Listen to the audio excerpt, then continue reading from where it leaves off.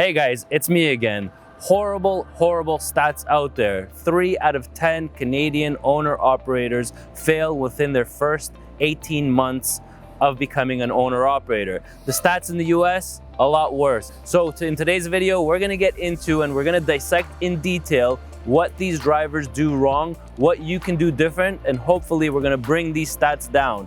If we educate ourselves, if we share this knowledge, we can actually do a much better job when becoming owner-operators. So here's everything you need to know in order to become successful at being an owner-operator.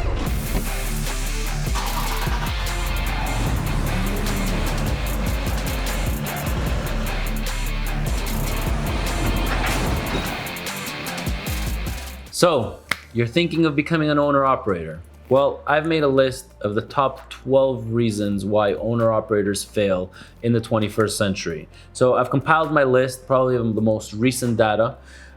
There are 3 out of 10 owner-operators that fail in Canada. So if you're going out there to become an owner-operator, 3 out of 10 people are going to fail within the first 18 months. And in the US, it's about 5.5 owner-operators will fail out of 10 when becoming within the first 18 months of becoming an owner-operator. So why is that? Let's get to it. I've put a list together of why owner-operators fail, and you guys are gonna crucify me after I bring out these points.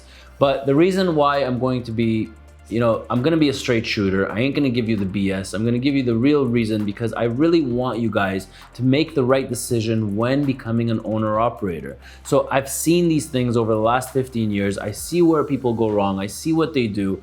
And I just don't want you guys to make the same mistake. Okay, I'm in touch with about 2,500 drivers, whether it's on text messages or emails, and I talk a lot to drivers, whether they're working in this company, whether they're not working in this company. I really don't care, but I keep in touch with a lot of drivers, and we talk numbers, and we crunch numbers, and we talk about taxes, and we shoot the shit about everything. But I really wanted to come up with a list with about 12 points that I've made, and these are, if you ace at least 10 out of these 12 points, the next time you're buying a truck, then you will survive, and I did something right with this video. Now, I don't care whether you're working for this company or you're not working for this company. I want you to be successful, and I want you to do the right choice. So let's get into it. And at the end of this video, I'm going to show you a pay statement of what an owner-operator makes here. And then you can decide whether you want to be an owner-operator or you don't want to be an owner-operator. But let's at least get you the facts so you don't make the same mistake that other people do. Okay, so the biggest mistake people make is when they buy the truck, the purchase was done wrong. Okay, if you want to see how to buy the truck, or if you want to see a video on the top 10 mistakes that people do when walking into a dealership, I'm going to link it down below, but wait until you finish this video. So the purchase price was wrong. Okay, somebody milked us for a truck that was only worth $50,000 or $60,000. We ended up paying $80,000, $90,000 for it. We overpaid big time for the truck. So that's the first thing that people do is wrong. The second thing that we do that's wrong is the interest rates that we pay for financing are through the roof. Okay, I have recommended in my other videos, I'm not going to get into it now, a finance company. I'll link it down below. I want to get to this video. It's going to be a little bit long, but I want these points out. So the interest rate, do not pay 18, 19% in interest rate when financing your truck. Biggest mistake you can make. Okay, you need to make these finance companies fight over your business. Okay, send it to multiple companies, let them all fight for your business, get the best rate out there. If you have normal credit, you shouldn't be paying more than 9 to 11%. If you have mediocre credit, you're going to be paying from 11 to 14%. Do not sign a deal that's 18, 19, or 20%. There's a lot of scams going on with finance companies, and you need to be made aware of it. So in my videos, I talk a lot about finance agreements, because 90% of the time when I look at these lease agreements, our hardworking truck drivers are being taken advantage of. My heart drops when I see finance agreements and drivers being charged 12 to 18% in interest rates. Over the last couple of months, I have been able to get 4 lenders on board that specialize in commercial financing, and specifically that work in our industry, both in Canada and in the US. Please guys, before signing those documents, click this link below. Let them compete for your business. So when you click the link below and you fill out this form that's literally gonna take you 20 to 30 seconds to fill out, when you hit submit, it's automatically gonna go to these 4 big lenders. And over the next couple of months, I will be adding more lenders to this link. so they can all start competing for your business. Let's switch it up on them. It's time to change our industry. Hit that submit button, let them compete for your business, and never ever trust solely the recommended finance company of where you're buying your truck. The least you can do is double check their rates. And how are you gonna double check those rates? By hitting this submit button, and these 4 companies are gonna start getting in touch with you and competing for your business.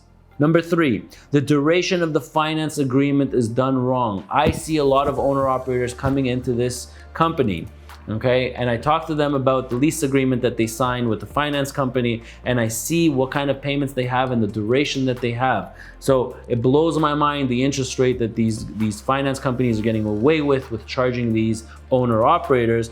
But also I see trucks that are 4 or 5 years old that are financed over the course of 5 or 6 years. You need to understand one thing, that the finance broker on the other side doesn't give a shit about you. Okay, the only thing he cares about is his pocket.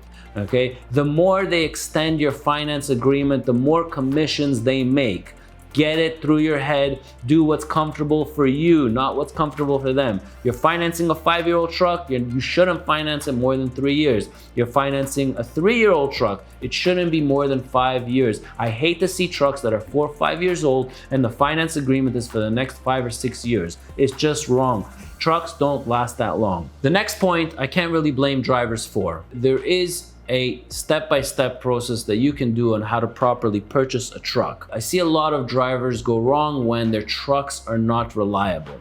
So I'll give you a story. For example, when an owner operator comes into our company, within the first month, he bought the truck from the dealership. He starts working. All of a sudden, he's having problem after problem with his truck. The truck that he bought is not reliable. I don't know how to get around this one. Maybe you guys can put comments down below. I'm not a driver myself. I see that some drivers are successful, some drivers are not successful. The guys that bought trucks off the lots that have been standing for a while, they have more problems than the ones that are driving. Maybe you guys can write some notes at the bottom or give some examples of what you would do, but the trucks that they buy are not reliable. So instead of working and making money, you're constantly in these repair shops. And when you're inside these repair shops, you're not doing the mileage. So you really need to make sure that the truck that you're going to buy, you're gonna make this step, you make sure it's reliable. Forget about the chrome, forget about all these bells and whistles and all these lights on the truck. It's not a show truck. The truck is meant to work and is meant to be reliable and bring you money. So fuel consumption is key when you're buying the truck. The 5th point, okay, I wish there was a course for truck drivers, and maybe we should make a course for truck drivers about how to manage your money.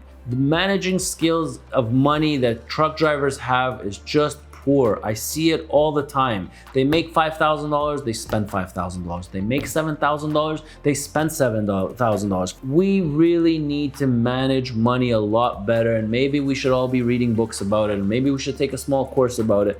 But we need to have a discussion, and maybe we should do a whole video on this, on how to properly manage money as an owner operator. You make $5,000, $6,000, you have to put $2,000 or $3,000 aside. Okay, you cannot spend everything that you make. You cannot get lured into all these electronics and all these gadgets, and our spending habits are through the roof. Okay, so we got to do a better job at managing our money. So point number 6, not enough money in reserves. Okay, you really need to save for a rainy day. You really need to save for when you're going to need to change all your 8 drive tires and you're going to pay about $3,500 to $4,000. You got to save for that repair bill that's going to come, that turbo that's going to go, timing belt that's going to go. I mean, something is going to go on your truck. Your truck is not going to last forever, and there are going to be repairs on it. So you really need to be ready for these repairs. I see a lot of people that they don't have money saved up. You need to be ready for your first pay. So when you're becoming an owner operator, you need to wait 30 days for your first pay. Okay, so that's a long time to go without a paycheck. Now you need to be ready for that. Now let's go over what an owner operator should be making. I promised you a pay statement. I'm going to give you a pay statement. So let's go over about what an owner operator should be making here in Canada. I know in the US the owner operators make a lot more, but here in Canada the pay rates that we pay are fairly high. And I'd like to go over a pay statement with you of what an owner operator should be making on a truck that's reliable within 15 days. So let's go over this pay statement, okay, that I have here. So this is what an owner operator should be making. It's not the extremely high and it's not the extremely low. It's a medium pay. It's a driver that did. Let's talk about this driver. It's a driver that did 5,995 miles in 15 days. So really, owner operators should be making this times 2 every 1st and 15th. You should be getting at least this amount of money into your bank account. So let's talk a little bit about this driver. This driver is currently getting paid $1.76 per mile, working in our flatbed division. Our van reefer division pays $1.55 per mile, but those guys tend to do a little bit more miles. But their pays, I mean, minus $500-600 is what they make. Maybe we'll go into it at the end of this video what a van reefer driver makes. The driver grossed out $10,676. He paid for his US fuel, his Canadian fuel. The driver took home $6,300 net into his pocket. So this is what a driver makes with a reliable truck, and that's what you should be making. Guys, I know that this is not the most funnest topic to talk about, failure rates of owner operators. But if you're enjoying this video and if you're getting some value from it, subscribe to the channel. Okay, I need you. Only 20% of you guys out there are subscribed to the channel. Where are the rest of you guys? Where's the other 80%? Subscribe, hit that bell. Now you have to manage your money properly. So when you're getting this amount of money, you cannot go out and spend it all. You have to pay for your lease, whatever expenses you have to pay yourself, obviously, as a driver. And then the rest of it, you should be leaving inside your corporation. Okay, so this is where managing your money comes in. It's what do you do when normal paychecks come in? You have to save for the bad. Mistake number 7 that people make is the transition from company driver to owner operator is done wrong. Now, what do I mean by that? In order for you to become an owner operator, you go out there to the dealerships, you buy yourself a truck. Well, it takes here in Canada, it takes about 2 weeks until you get the approvals from the banks until your truck actually gets funded. And then it takes about another 2 weeks until your truck is plated. So from the time you walk into the dealership to the time your truck is plated, it takes about 1 month. Well, guess what? If you're not working, you're basically digging your own grave. You really need to be working while this whole process is taking place. Do not quit your job right away. Make sure you are working until the last day, until your truck is finally plated with somebody. Mistake number 8 that owner operators tend to make is they become owner operators when they have a lot of debt. Okay, you really cannot become an owner operator when you have a lot of debt, because those debts are going to consume you. Okay, you really need to have reserves on your credit card. You really need to have a cushion in the back in case something happens in your first 3 or 4 months to your truck. Now, the one thing that you're going to need to understand is the next thing here that I'm going to talk about is that your life is going to change. Okay, you're no longer going to be going home and then thinking about absolutely nothing. You're going to be going home thinking about your truck, thinking about the repairs that are going to come up, thinking about your tires, thinking about your next oil change. Your mind is not going to stop running and thinking about your truck. The days of you coming home and just vegging and doing absolutely nothing and your mind is running free, those days are gone, because you're going to be thinking a lot about your truck. You need to get into the proper mindset and you need to be ready for that. Okay, don't let it catch you by surprise. Another mistake that I see that owner operators make is that they start getting into problems with the law. They somehow neglect doing a proper PTI. They get some safer points on themselves. Things can go wrong if you have a bad safety record, meaning the company that you're with might not, no longer accept you as a driver or an owner operator. Another mistake that I see that drivers make is the lack of experience. Some drivers are in it only 6 months, only 8 months, and all of a sudden they want to jump the gun and become owner operators. Well, you really need to give yourself time to mature. It's not normal that after 6 months you want to go in there and spend $150,000 to become an owner operator. You're not seasoned enough. You gotta take your time. You really need the full 2-3 years before you even think about buying a truck. What kind of truck? What kind of engines?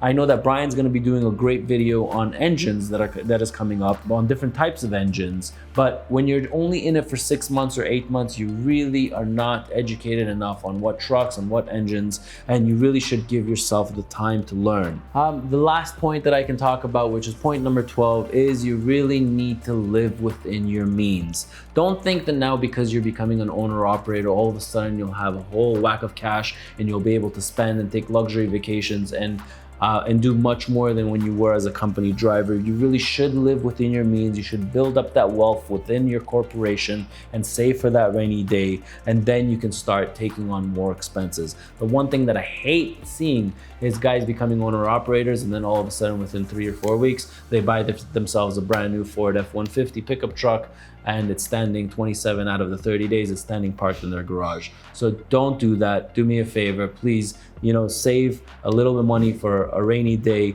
and listen to these points, because this is where drivers go wrong. Your responsibilities are going to change. You as a person is going to change, and you really need to make the right decisions when you are when you're entering this market. So don't forget, purchasing the truck is very important. Financing the truck is extremely important, plus all the points that I've brought up. So guys, I really hope you learned something from this video, okay? It breaks my heart when I see owner operators that fail, owner operators that have to give back their truck, owner operators that pick up their hand and say enough is enough. If we could do 7 out of these 12 points, if you could take that upon yourself and correct these things before you become an owner operator, your success rates are going to be much better than the failure rates here in Canada, which is 3 out of 10 fail, and in the US, which is 5.5 owner operators out of 10 fail within their first 18 months. So I'm Ronen, and hopefully you learned something from this video. If you learned something from this video, please share it with somebody. Share it with a truck driver. Share it with somebody that you know that might benefit from this video. As usual, don't forget to subscribe to the channel. So when I bring out new videos, if you ring that bell, then you'll get notified when my new videos come out. These videos take a long time in order to prep. It usually takes me about 4 or 5 hours, just in prep work for one of these videos. Any one of these pay comparison videos or pay videos, those take me at least about 7 or 8 hours to prep. So, if you are enjoying these videos, give it a thumbs up, and don't forget to subscribe to this channel. I'm Ronen. I'll catch you in the next one.